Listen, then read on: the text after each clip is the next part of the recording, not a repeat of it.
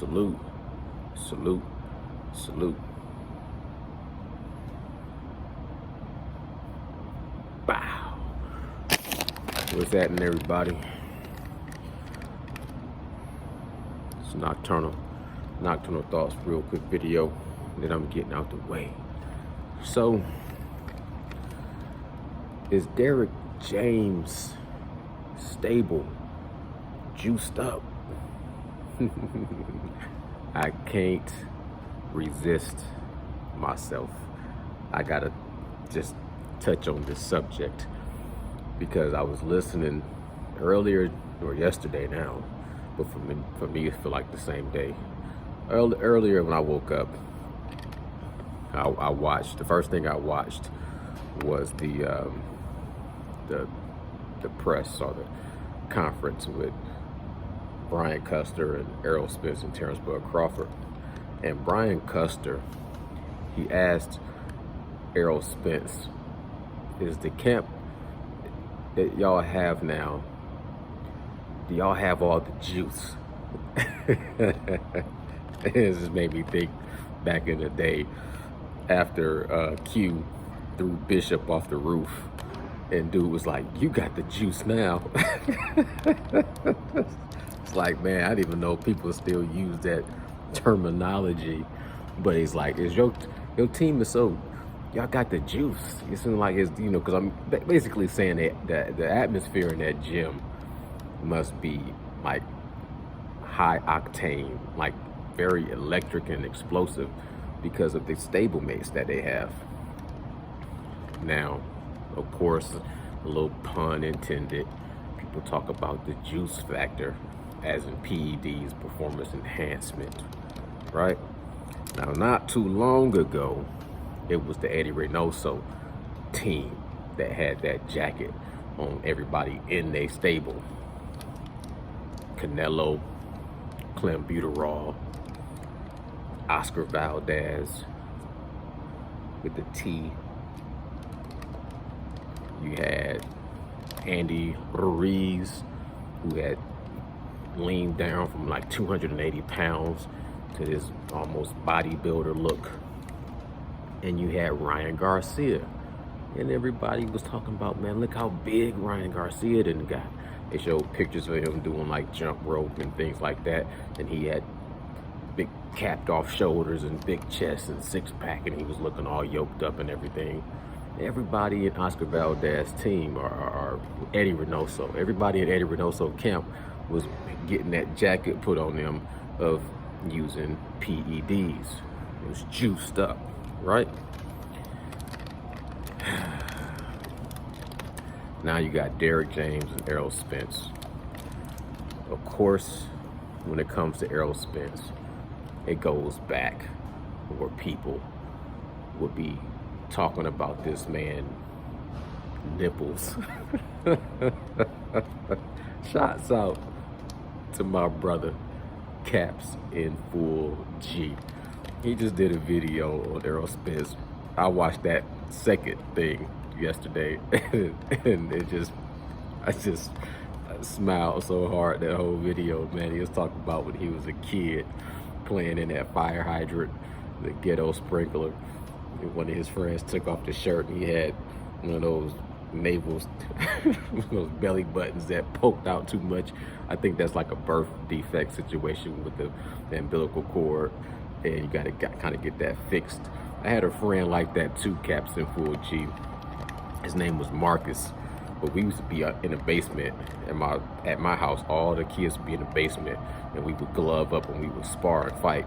And he would be like, you can't hit me in my stomach. My mama said if you hit me in my stomach, I'll die. Because he had that little belly button that stuck out. So when Captain Full was talking about he was traumatized from looking at dude's stomach, his belly button, man, I was in tears.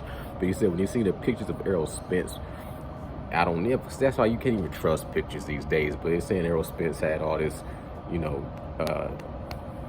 he had like a gyno type of situation going on, and everybody was saying, oh, look at Errol Spence, look at his breast, look at his chest, look at his nipples. He's on the PEDs, right? Then you got Jermell Charlo. Jermell Charlo has been accused of some shady business in the rematch with Tony Harrison. Tony Harrison said, man, that Gatorade bottle, something was in that Gatorade bottle. You're supposed to have clear bottles or something that you can see through to know what the person is drinking, not Gatorade bottles. And I believe that he has some kind of like energy booster pre-workout formula in Jermell Charlo's drink when he fought Tony Harrison a second time, right? And now you got Anthony Joshua in the camp. Anthony Joshua, you done heard fighters like Dillian White say, well, he's been on therapeutic synthetic testosterone, you know what I'm saying, for a long time. And Anthony Joshua used to be so big, he had the neck that you couldn't even, the shoulders just bulked up, yoked up, and he trimmed down for the second fight against Andy Ruiz. And ever since then, he's kind of been like kind of in between. I never seen him get as big again. I think maybe he weighed in at a record weight when he just had that last fight against the one dude he fought, Franklin or whatever his name is, I can't remember. And then you got Ryan Garcia again with Derrick James' camp. So he was accused back in the day when he was with Eddie Reynoso. Now, and you got Frank Martin in the camp. And I don't know why people haven't accused him of being yoked up yet, maybe because he's 135, but that dude is chiseled, just nothing but a ball of athletic muscle. Now, I said all that to say this, because Brian Custer said that his team was juiced up. And like I said, that's kind of a play on words, because he means juiced up to the max as far as Derrick James got this all-star cast.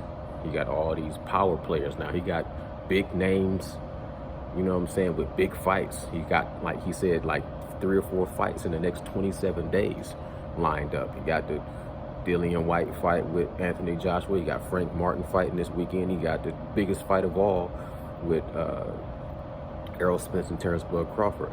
And my only thought is this, because all that PED talk to me is for the birds and for the bees. I really just couldn't help myself, but I don't buy into all of that. I'm not putting that jacket on nobody. You know what I'm saying? These dudes, to me, they work hard to be in a position that they in, and they should get all the credit they deserve, right? But my main reason, if you stuck with me for this long, and trust me, I'm gonna get out the way real quick, but my main reason for making this video is Derrick James. I was listening to his interview and he was talking about how busy he is now. You know what I'm saying? Like a lot on that man's plate. And it just made me think a little bit like, I used to love it back in the day. At first it was just Derrick James and Errol Spence. And it was, you know, Jermell Charlo. At first it was just Derrick James and EJ, DJ and EJ, Blu-ray, maybe, I think. And then it was the 3 of them. And I'm like, that was just perfect. That trifecta, you know what I'm saying? You know, you got them 2 sparring, steel, iron sharpening iron, Derrick James being a mastermind in the middle. I just like that team. I like that unit. Kind of throw in Frank Martin kind of underneath the wing. He off the branch of the Errol Spence. So I'm like, that's cool. That makes sense, man. He young and up and coming. He's going to be able to learn a lot from Errol Spence, and he's going to be able to learn a lot from Derrick James. So 4, that's cool. That's solid. That's a solid team. Keep on building. Keep working with that.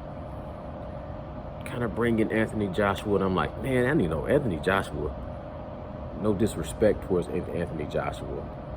I think he's going to do well with Derrick James. But I'm like, you bringing a lot. You know, to me, Anthony Joshua brings a lot to the situation. You know, brings a lot with his, you know, to me, he was so rushed as a champion, and he was underdeveloped. And, you know, when he lost against Alexander Usyk and he had his little meltdown, to me, he had some things that he was working on and developing and redeveloping and under construction. So, okay, Derrick James, great mentor, can break something down and build it back up. But now you got 5 people. I'm like, damn, that's a lot of balls you got juggling in the air. You know what I'm saying? And then you bring in King Ryan Garcia, coming off his first loss against Tank. You've seen all of his team just abandon him at the post conference. They threw him under the bus. Bernard Hopkins was ghost. De La Hoya was ghost. Goosen was ghost. You know what I'm saying? And I seen Ryan Garcia come to Derrick James. I'm like, okay, he can learn a lot. He can repair his fundamentals, work on his defense. He can learn a lot from Derrick James. But at the end of the day, with all that being said, I'm thinking to myself personally, how much is that taken away from Errol Spence? How much is that taken away from Jermell Charlo? Now, that's just something I'm thinking, but I don't know. We'll see. I believe that Derrick James is a professional, what they call a consummate or constant professional, and he will know how to allocate and distribute his time. One thing Errol Spence said is that Derrick James always makes sure everybody get they time. They not all, if not people not, you know what I'm saying, stacked on top of each other, where they all in there at the same time, kind of getting in each other's way, or are stepping on each other's toes as far as how much time they got dedicated to training and, you know, putting together the game plan. But 5, let it be 5. That's an all-star team. You know what I'm saying? Don't burn the candle at both ends of the stick. Jermell Charlo fighting Canelo, that's huge enough. Errol Spence fighting Terrence Bud Crawford, that's huge enough. Terrence Bud Crawford got 3 trainers, and I heard some people say over the years, you know, that was, you know, both ways. That's a bad thing or that's a good thing.